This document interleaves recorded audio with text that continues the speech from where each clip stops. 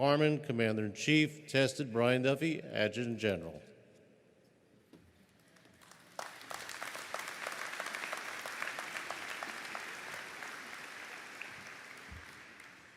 First off, I'm very humbled to be up here talking to you all today.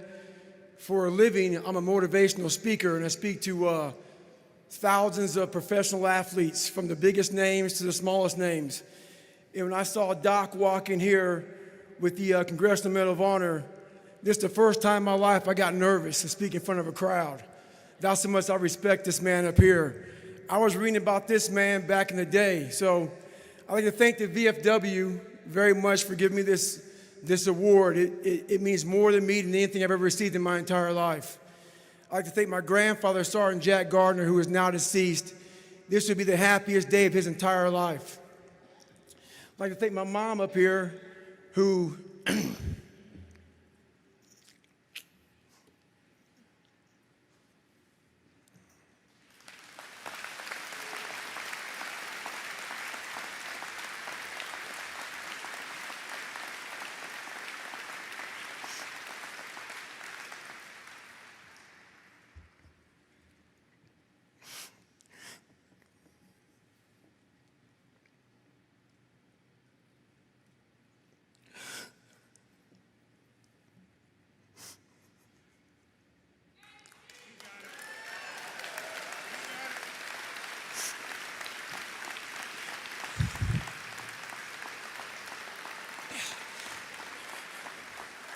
never picked me up, who never picked me up when I fell.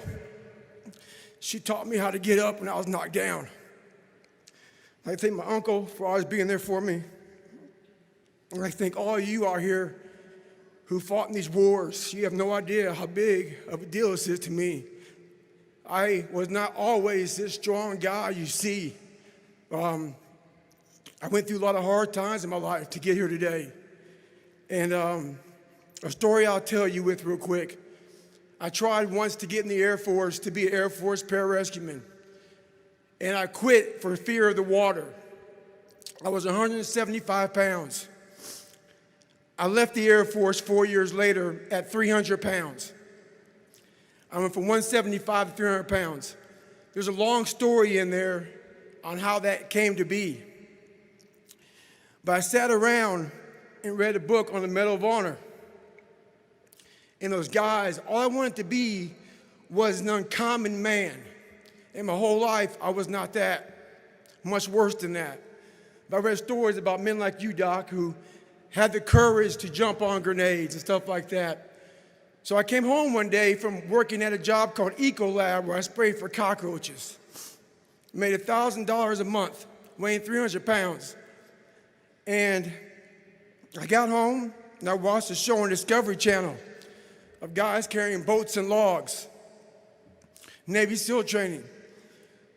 And I decided to make a change in my life. And I called the recruiter up, and he asked me these questions. You had to meet a certain age, like a certain height and weight limit. I was 6'1" and 300 pounds. He laughed at me. 7 other recruiters laughed at me. One recruiter finally said, "Come on in, I'm too busy to talk to you on the phone." He didn't know how much I weighed. I walked in the recruiter's office, and he looked at me and he said, "You're fat and you're black." I said I wanted to be a Navy SEAL. I didn't know there had only been 35 African-American Navy SEALs at that time in over 70 years. He said I basically had to lose 106 pounds in less than 3 months because of my age. I was getting too old. I came back 3 months later, 106 pounds lighter. Thank you.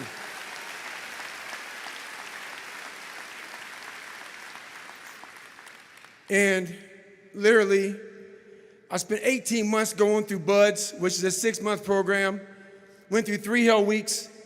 That is where I met Marcus Luttrell, Danny Dietz, Michael Murphy, another Medal of Honor winner. I went through hell week with all these guys, real heroes. I am not a hero. I served with real heroes. And from there, I went on to raise over $2 million for the Special Operations Warrior Foundation. But I'm going to end you with this right here. I have the most respect I can possibly muster up for all of you in this room. I know what it takes to be a combat soldier, and I used to look for courage. I thought courage was a man who won the Medal of Honor. It is.